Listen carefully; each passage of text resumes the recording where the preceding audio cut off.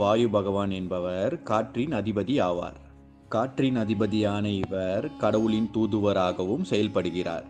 வாயு பகவான் சக்தி வாய்ந்த விஸ்வபுருஷாவின் மூச்சு காற்றிலிருந்து பிறந்தார். இவர் பஞ்சபூதங்களில் ஒருவராகவும் வடமேற்கு திசையின் காவல் காத்தும் நிற்கிறார். வாயு பகவானுக்கு வாயு தேவன், அனிலா, பவனா, வாதா, வாயு என்று பல பெயர்கள் உள்ளன. இவரின் வாகனம் மான் மற்றும் குதிரை ஆகும்.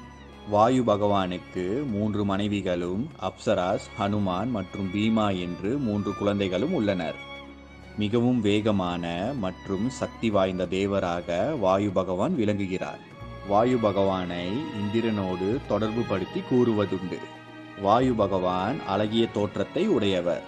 மேலும் இவர் நடந்து செல்லும் போது சத்தமான ஓசை கேட்கும்.